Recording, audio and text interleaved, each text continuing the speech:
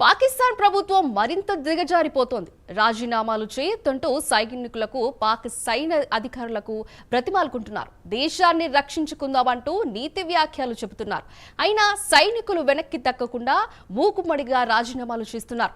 అత్యవసర సమావేశం పారిపోవద్దంటూ సైన్యాన్ని అధికారులు వేడుకుంటున్నారు. రాజీనామా చేస్తే కఠిన చర్యలు తీసుకుంటామంటూ హెచ్చరిస్తున్నారు. పాకిస్తాన్ ఆర్మీ యాక్ట్ 1952 ప్రకారం కఠిన చర్యలు తీసుకుంటామని బెదిరింపులకు పాల్పడుతున్నారు. కానీ సైనికులు ఏమాత్రం అధికారుల బెదిరింపులను పట్టించుకోవడం లేదు.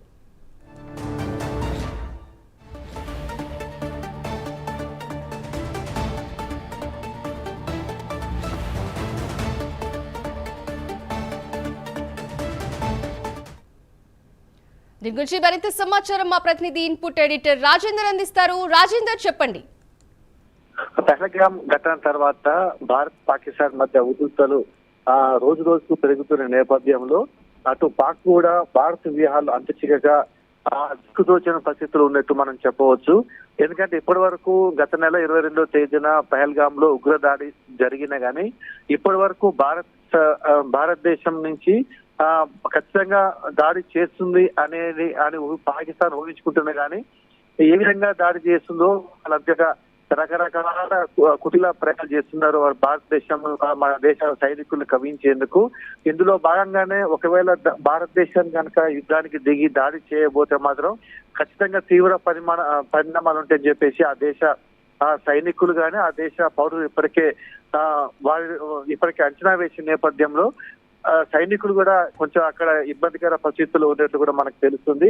మరోవైపు పాక్ తాలిబాన్లు అదేవిధంగా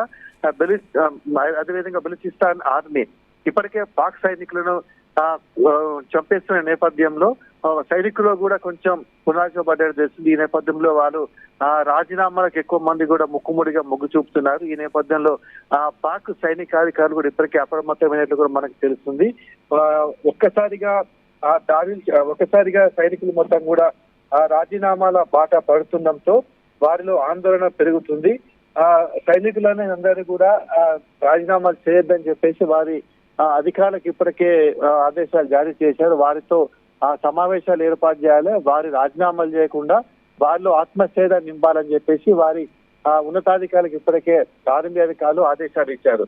కానీ దేశాన్ని రక్షించుకోవాలి, ఒకవేళ కనుక యుద్ధం వస్తే సైనికులు రాజీనామా చేస్తే ఇబ్బందికర పరిస్థితులు ఏర్పడతాయి అనేటువంటి ధోరణిలో వాళ్ళు ఆత్మస్థైర్యం నింపాలని చెప్పేసి అధికారులకు ఇప్పటికీ ఆదేశాలు జారీ చేశారు. మరోవైపు సైనికులు మాత్రం వారి అధికారుల మాట వినట్లేదు. ఖచ్చితంగా రాజీనామాలు చేస్తామంటేనే వారు ముందుకు వస్తున్న పరిస్థితులు కూడా మనకు కనిపిస్తున్నాయి. ఒకవేళ గనక ఆదేశాలు ఆర్మీ ఉన్నతాధికారుల ఆదేశాలు పాటించకుండా రాజీనామాలు చేస్తే మాత్రం ఖచ్చితంగా పాకిస్తాన్ ఆర్మీ యాక్ట్ 1952 ప్రకారం కఠినమైన చర్యలు తీసుకుంటామని చెప్పేసి వారికి హెచ్చరికలు కూడా చేసినటువంటి సంఘటనలు వస్తున్న నేపథ్యంలో ఏ రేంజ్ లో పాక్ సైనికులు రాజీనామాకు సిద్ధమవుతున్నారో దీన్ని బట్టే మనకు స్పష్టంగా అర్థమవుతున్నది. అంటే మొత్తం మీద కూడా యుద్ధం రాకముందుకే పాకిస్తాన్ లో వెన్నులో వణుకు పుడుతుందని చెప్పడానికి ఇది స్పష్టమైన సంకేతంగా మనం చెప్పవచ్చు.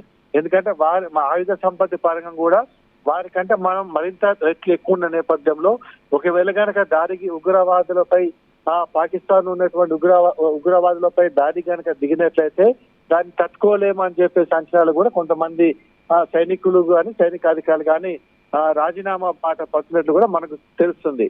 ఈ నేపథ్యంలోనే సైనికులలో మరిన్ని రాజీనామాలు పెరగకుండా ఉండేందుకు వారి అడ్డుకట్ట వేసే ప్రయత్నంలో భాగంగా వారిని రక్షించుకునేందుకు వారిలో ఆత్మస్థైర్యం నింపేందుకే అధికారులు ప్రయత్నిస్తున్నా కానీ మరోవైపు సైనికులు రాజీనామాకే మొగ్గు చూపుతున్నట్లు కూడా మనకు తెలుస్తుంది. Right, thank you Rajender.